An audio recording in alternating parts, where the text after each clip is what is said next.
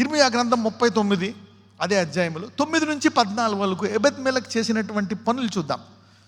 అప్పుడు రాజదేహ సంరక్షకులకు అధిపతియగు నెబూజరదాను శేషించి పట్టణములో నిలిచియున్న ప్రజలను ద్రోహులై తమ రాజుని విడిచి ఇంతకీ ఇతను ఎవరంట? రాజదేహ సంరక్షకుల అధిపతి. It's a powerful position. Personal security గార్డ్స్కి కెప్టెన్, రాజుకి. అంటే చాలా హై ర్యాంకే కాదా? Very high rank. తమ రాజుని విడిచి తనతో చేరిన వారిని శేషించిన ప్రజలందరినీ బబులోనునకు కొనిపోయెను. అయితే రాజదేహ సంరక్షకుల అధిపతి అయిన నెబూజరదాను లేమిగల దరిద్రులను యూదా దేశములో నుండి వారికి ద్రాక్ష తోటలను పొలములను నియమించెను. అయితే రాజదేహ సంరక్షక అధిపతి అయిన నెబూజరదాను, ఇక్కడ చూడండి తర్వాత మాట ముఖ్యం, అది మింగకూడదు. లేమిగల దరిద్రులను యూదా దేశములో నుండనిచ్చి వారికి ద్రాక్ష తోటలను పొలములను నియమించాను. కొంచెం వాళ్ళ మీద కనికరించి, అంటే దేవుణ్ణి నమ్ముతున్నాడు కనుక కనికరించి వాళ్ళని అక్కడ నుంచి ద్రాక్ష తోటలు పొలములు వాళ్ళకి ఇచ్చాడంట. మరియు ఇర్మియాను గూర్చి బబులోను రాజైన నెబుకద్రెజరు రాజదేహ సంరక్షకులకు అధిపతియగు నెబూజరదానునకు ఈ ఆజ్ఞ ఇచ్చెను. నీవు ఇతనికి హాని చేయక దగ్గర నుంచుకొని పరామర్శించి ఇతడు నీతో చెప్పినట్లు చేయవలెను. చెప్తున్నాడు ఈ ప్రవక్త ఇర్మియా ఉన్నాడు కదా, ఇతను నీకు అప్పగిస్తున్నా, ఇతనికి ఏ హాని జరగకుండా ఇతన్ని కాపాడు అని చెప్తున్నాడు. చదవండి.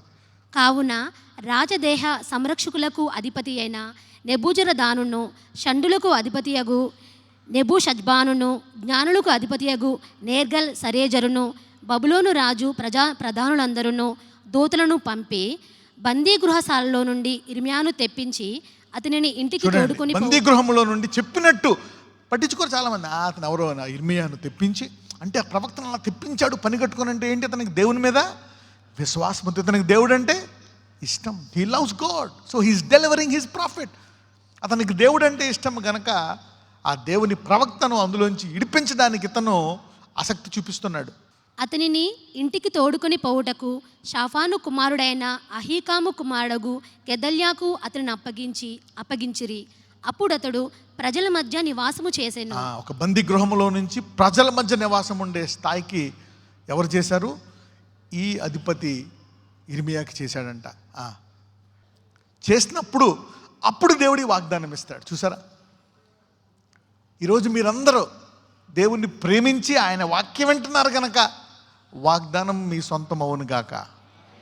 ఓకే, కానీ దానికి ఒక ప్రొసీజర్ ఉంది, అది కూడా చూద్దాం. ఓకే, యెహెజ్కేలు గురికి వచ్చినటువంటి ఒక వాగ్దానం చూద్దాం. ఓకే, యెహెజ్కేలు గ్రంథం 2:6. నరపుత్రుడా, నీవు బ్రహ్మదండి చెట్లలోను ముండ్ల తుప్పలలోను తిరుగుచున్నావు, తేల మధ్య నివసించుచున్నావు. అయినను ఆ జనులకు భయపడకము, వారి మాటలకును భయపడకము, వారు తిరుగుబాటు చేయువారు వారికి భయపడకము. చూడండి, వాగ్దానం అంత ఈజీగా తీసుకోకూడదండోయ్. పర్సనల్గా ఎందుకు తీసుకోవాలి వాగ్దానం అంటే? ఎవ్రీ ప్రామిస్ పర్సనల్ చేసుకోవడం అంటే ఇది చాలా పెద్ద ప్రొసీజర్. ఫర్ ఎగ్జాంపుల్, దావీదు ఉన్నాడు. సౌలు వెంటాడుతున్నప్పుడల్లా దావీదు అడుగుతాడు, ఇప్పుడు ఏం చేయను, నేను ఇక్కడ ఉండనా, ఇక్కడి నుంచి వెళ్ళిపోనా అంటే దేవుడు వెళ్ళిపో అంటాడు. అక్కడి నుంచి పారిపోతాడు దావీదు. కొన్నిసార్లు దేవుడు అంటాడు ఇక్కడే ఉండు, అతను రాడు అంటాడు, ఉంటాడు.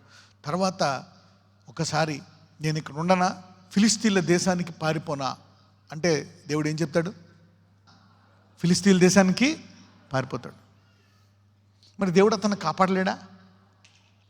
కొంతమంది ఎవరైనా ఇలా చేస్తే డైలాగులు వేస్తారా, నువ్వు పిరికోడివి, నువ్వు అలాగా ఇలాగ. No wisdom. చూడండి, వాగ్దానాన్ని బట్టి విశ్వాసాన్ని బట్టి నడుచుకోవాలి నువ్వు. ఒకవేళ దావీదు, ప్రభా నువ్వు నన్ను కాపాడుతావు, ఇక్కడే ఉంటా అంటే ఏమవును దావీదు పరిస్థితి? You don't no.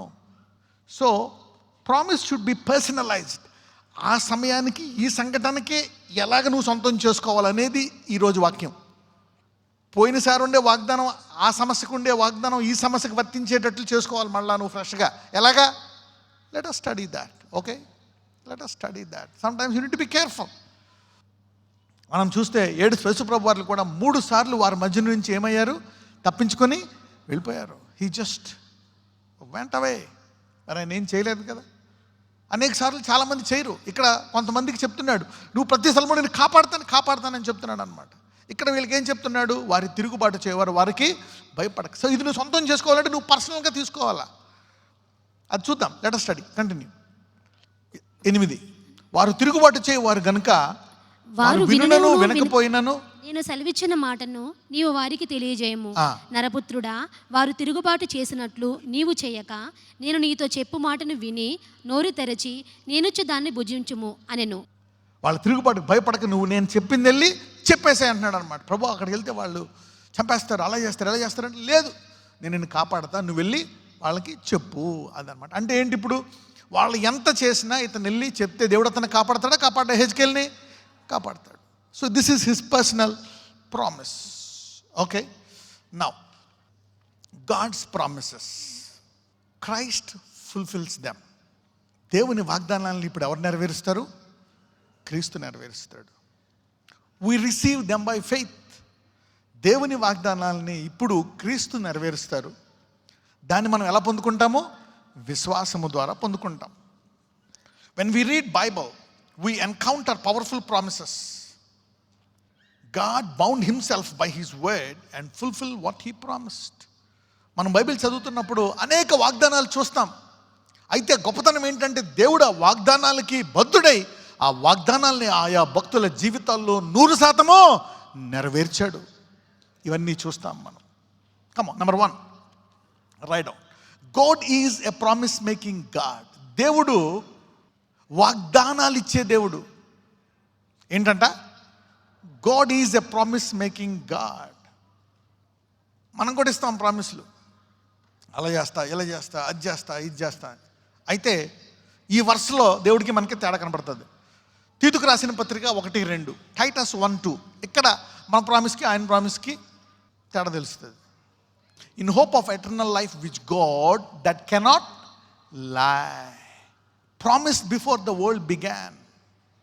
దేవుడు నిత్య జీవం ప్రతి మానవుడికి ఇచ్చాడండి. మనందరం ఈరోజు ఉంటాం, రేపు వెళ్ళిపోతాం, కొద్ది కాలమే అంటాం. కానీ దేవుడు ఈ భూమి మీద కొద్ది కాలము మరణ సంఘటనలు ఉంటాయని ఏ వాగ్దానం ఇచ్చాడంట?